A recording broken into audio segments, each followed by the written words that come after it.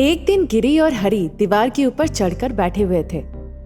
लग तो रहा है और बहुत वक्त लगेगा कॉलेज खुलने में। घर बैठे बैठे मैं बोर हो गया हूँ। ये तो सच में बहुत बोरिंग है। घर वालों तो पॉकेट मनी भी देना बंद कर दिया है अब। अगर खर्च के लिए पैसे चाहिए तो मेरे पास बहुत अच्छी एक तरकीब है। वो क्या? हमारे गांव के आखिर में एक बहुत पुराना किला है। हम वहां पर अगर गए तो कुछ ना कुछ जरूर मिलेगा। उन कीमती सामानों को बेचकर हम पैसे कमा सकते हैं। क्या कहते हो? क्या? चोरी? अरे बाप रे, ये तो गलत होगा। अरे कुछ नहीं होगा। वो घर काफी दिनों से खाली पड़ा हुआ है। वहां पर कोई नहीं रहता। हमें कोई पकड़ नहीं पाएगा। वो दोनों उस हवेली के पास गए। आसपास घूमकर देखा, उन्हें कोई नहीं मिला। उसके बाद वो घर के अंदर घुसे। फिर हरी ने कहा, अरे यहाँ पर तो कोई भी सामान नहीं है। चलो वापस चलते हैं। एक बार ऊपर चल के देख लेते हैं। वो दोनों मिलकर हवेली के ऊपर गए। वहाँ पर भी उन्हें कुछ कीमती सामान नहीं मिली। इस बीच उन्हें घर के बीचों बीच एक लूडो खेलने वाला बोर्ड दिखा। वो देखकर हरी बोला, क्या यहाँ पर कोई है? सारे सामानों पर तो काफी धूल पड़ा हुआ है, पर ये बोर्ड देखकर लग रहा है कि कोई यहाँ पर हर दिन आके बोर्ड में लूडो खेलता है। काफी दिन हो गए हैं, यहाँ पर कोई नहीं रहता। शायद कोई यहाँ पर बोर्ड छोड़ के चला गया है। ठीक है, ये हमें मिला है, चलो हम इसे लेकर चलते हैं, टाइम पास होगा। वो उस बोर्ड को लेकर वहाँ से चले गए और एक पेड़ के नीचे बैठकर लूडो खेलने लगे। अरे वाह, इससे तो अच्छा टाइम पास हो रहा है। हम ये लूडो रोज खेलेंगे। ठीक है, अभी अंधेरा होने को है। आज के लिए मैं ये लूडो बोर्ड अपने साथ ले जा रहा हूँ घर। कल फिर से लेकर आऊंगा। गिरी उसे लेकर अपने साथ घर चला गया। फिर वो घर के एक जगह पर लूडो बोर्ड रख देता है। जब गिरी बहुत गहरी नींद में सो रहा था, वो बोर्ड थोड़ा हिला और नीचे धड़ाम से गिर गया। फिर उस बोर्ड के अंदर से एक भयानक शैतान निकल के बोली, तुम यहाँ पर मुझे लेकर आए हो, मुझे बिना बताए, वो भी मेरे जगह से। फिर शैतान गिरी के पेट के ऊपर चढ़ के बैठ गई और उसके गले को दबोच ली। उसे देखकर गिरी काफी डर गया और कांपने लगा। उसे कुछ समझ में नहीं आ रहा था कि क्या हो रहा है। हे भगवान, कृपा करो, मुझे छोड़ दो, मुझे जाने दो, मैंने कुछ नहीं किया। फिर वो झटका मार के बिस्तर पर उठ के बैठ गया, लेकिन उसे कोई आसपास नहीं दिखा। इस तरह का भयानक सपना मैंने क्यों देखा? अगर ये सच होता तो मैं निश्चित रूप से अपना जान गंवा देता। फिर वो सो गया। थोड़ी देर बाद फिर से वो डर के मारे उठकर बैठ गया और पसीने से लथपथ हो गया। आज क्या हो रहा है? मैं इस तरह का सपना क्यों देख रहा हूँ? फिर क्या इस लूडो बोर्ड के साथ कोई संबंध है मेरे सपने का? अच्छा होगा अगर मैं ये लूडो बोर्ड घर के बाहर जाके रख के आऊं। फिर वो जाकर उस लूडो बोर्ड को घर के बाहर रख के आता है और सो जाता है। पर उसके बाद उसे कोई भी भयानक सपना नहीं आता है। दूसरे दिन गिरी हरी को फोन करके कहता है, मैं पेड़ के नीचे खड़ा हूँ, अगर आओगे तो हम मिलकर लूडो खेलेंगे, जल्दी आओ। अच्छा, आ रहा हूँ मैं, रुको। गिरी लूडो बोर्ड लेकर वहाँ पर पहुँच जाता है। फिर दोनों मिलकर लूडो खेलते हैं शाम तक। उसके बाद फिर वो घर आने की तैयारी करते हैं। ठीक है, चलो अब हम घर वापस चलते हैं और ये लूडो बोर्ड यहीं पे छोड़ देते हैं। क्यों? इसे घर नहीं ले जा सकते? चलते हैं ना इसे लेके। हे भगवान, कल इसे मैं अपने साथ ले गया था तो इतना भयानक सपना देखा, क्या कहूँ। अगर कोई इसे देख लेता है और चोरी कर लेता है तो मैं इसे अपने साथ ले जाऊंगा अपने घर। मुझे तो लेकिन बहुत डर लग रहा है। मैं कह रहा हूँ इसे यहीं पे छोड़ दो, मानो मेरी बात। अरे कुछ नहीं होगा, मैं ले जाता हूँ घर। हरी लूडो बोर्ड लेकर घर चला गया और वो जाकर उसे बिस्तर के नीचे रख के सो गया। जब हरी गहरी नींद में सो रहा था, एक भयानक शैतान वहां से निकल आई और हरी को अपने हाथों में उठाकर हवा में उड़ाते उड़ाते छत पे ले गई। हरी घबराते हुए नींद से जाग गया। उधर इस तरह का सपना मैंने क्यों देखा? फिर क्या शैतान जाकर हरी के शरीर को हवा में उड़ा के ले गया? अच्छा होगा अगर मैं एक बार उसे फोन कर लेता हूँ तो। फिर उसने हरी को फोन किया, पर उसे कोई जवाब नहीं मिला। क्यों उसने मेरा फोन नहीं उठाया? शायद वो बहुत गहरी नींद में सो रहा होगा। कल मैं सुबह सुबह जाकर एक बार उसे देख कर आऊंगा। हाँ, यही ठीक होगा। वो जाकर फिर से सो गया। दूसरे दिन सुबह सुबह हरी के घर गया। वहां जाकर उसने देखा उसका मोबाइल वहीं पे पड़ा हुआ है। फिर उसने बुलाया, हरी, हरी, तुम कहाँ हो? उसने पूरा घर ढूंढ के देखा लेकिन हरी कहीं नहीं मिला। फिर उसे उस लूडो बोर्ड हरी के बिस्तर के नीचे मिला। उसे लेकर उसने सोचा, कहाँ गया लड़का?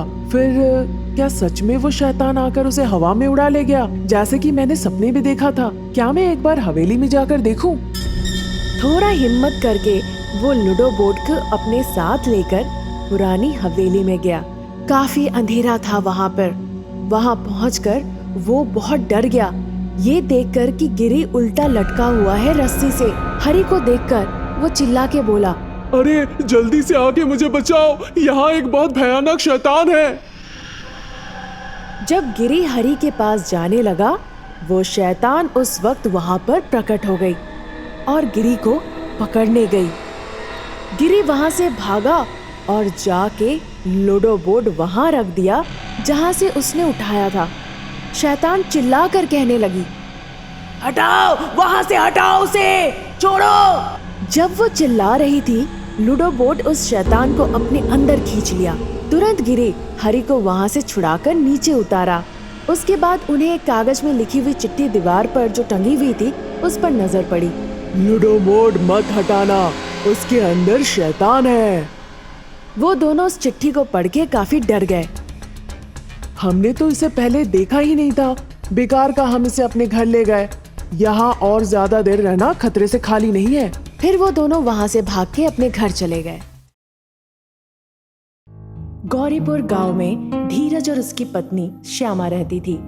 एक दिन धीरज खेत से पानी देने के बाद घर पर वापस आ रहा था, हाथ में एक फवाड़ा लेकर। तब तक काफी अंधेरा हो चुका था। अरे काम करते करते मुझे वक्त का पता ही नहीं चला, काफी अंधेरा हो गया है।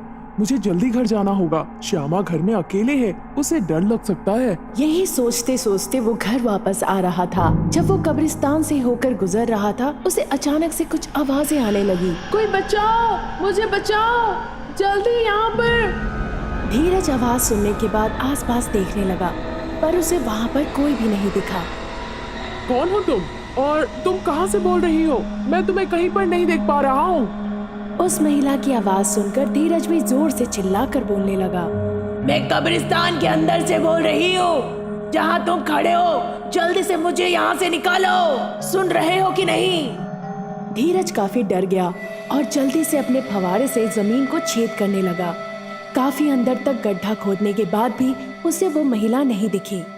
फिर उसने कहा, तुम कहाँ हो? मैं तुम्हें नहीं देख पा रहा हूँ। पर शैतान कुछ बोली नहीं। ये कैसी बात हुई? ये महिला तो अब कुछ बोल ही नहीं रही है। क्या ये कोई शैतान है जो मुझे कब्रिस्तान के अंदर बुला रही हो? वो अपना फवाड़ा लेकर घर जाने लगा। वो फवाड़ा खून से लथपथ हो गया था। धीरज ने उस खून को गौर नहीं किया। उधर श्यामा अकेली थी घर पर। अरे वो अभी तक घर नहीं लौटे क्यों? श्यामा धीरज के लिए इंतजार कर रही थी। इस बीच धीरज घर लौट आए। उसके हाथ में पकड़े फवारे को श्यामा को दे दिया। क्या हुआ जी, तुम्हें इतनी देर क्यों लगी और इतने पसीने क्यों आ रहे हैं तुम्हें? अरे कुछ नहीं, काफी देर हो गया था घर लौटने में, इसीलिए जल्दी जल्दी चल कर आया हूँ। फिर श्यामा फवाड़े को लेकर गई उसे धोने के लिए। उस फवाड़े में लगे खून उसके हाथों में लग गए और उसे अचानक से एहसास हुआ कि उसके शरीर के अंदर कुछ प्रवेश हो गया। बीच रात में जब धीरज और श्यामा सो रहे थे, श्यामा अचानक जग गई और शैतान में बदल गई और वो चलकर बाहर जाने लगी। फिर थोड़ी देर रुककर सोचने लगी वो, बहुत दिनों के बाद मुझे आजादी मिली है। अब से मैं शिकार करना शुरू करूंगी। वो शैतान गांव में घूमने लगी। अचानक से किसी के घर में उसने ताक झांक की। वहां एक लड़की सो रही थी। शैतान ने उसे हवा में उठा लिया, उसके गले को पकड़ के, और गले को मटक कर उसने सारा खून पी लिया। उसके बाद वो लड़की भी शैतान में बदल गई। आओ मेरे शरीर में प्रवेश कर जाओ। फिर वो शैतान उसके शरीर में प्रवेश हो गई और 2 सर वाली शैतान बन गई। अब मेरे पास बहुत शक्तियां हैं। वो शैतान घर लौट गई और फिर से श्यामा में बदल गई। दूसरे दिन रात में जब सब सो रहे थे, श्यामा अपनी नींद से जाग गई और 2 सर वाली शैतान में बदल गई और निकल पड़ी शिकार की खोज में। रमेश और सुरेश दोनों ने श्यामा को 2 सर वाले शैतान में बदलते हुए देखा।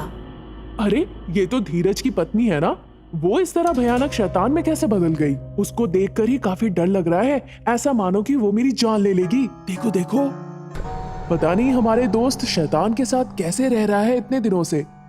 धीरज को इस बारे में पता है भी कि नहीं, ये भी सवाल है। अभी हमें धीरज को सब बताना होगा। सुरेश और रमेश धीरज के घर गए। धीरज तब सो रहा था। उन्होंने धीरज को जगाया।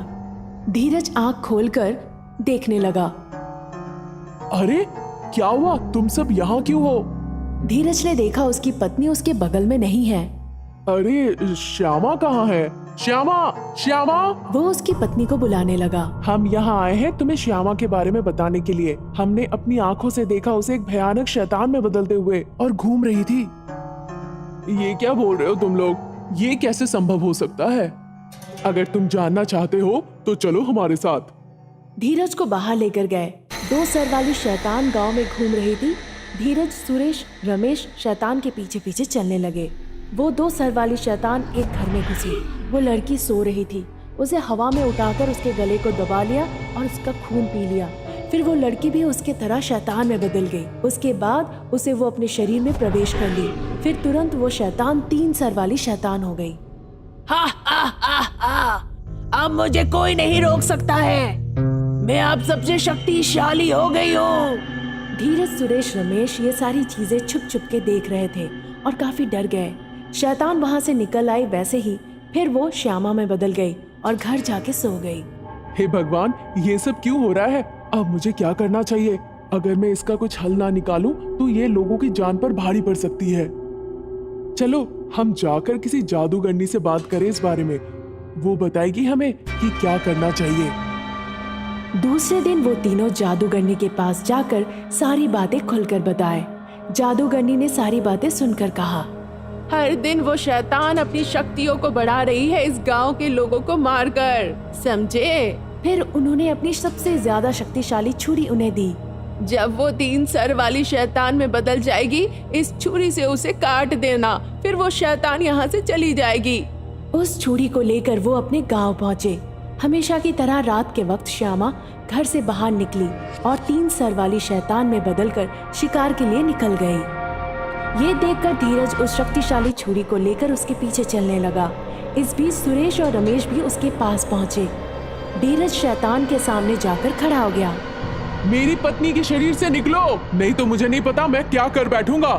तुम्हारी इतनी हिम्मत, मेरे सामने आकर खड़े हुए हो। देखो मैं तुम्हारे साथ क्या करती हूँ। शैतान धीरज की तरफ आगे बढ़कर आई। इसी के साथ धीरज ने अपनी शक्तिशाली छुरी जो उसके पास था वो निकाला। शैतान वो छुरी देखते ही समझ गई कि यह शक्तिशाली छुरी है। मुझे माफ कर दो, मेरे साथ कुछ मत करो। शैतान विनती करने लगी। धीरज छुरी से 3 सर को काट डाला। इस वजह से तुरंत शैतान की जान चली गई और वो 3 लड़कियां उसके शरीर से जिंदा बाहर निकल आई।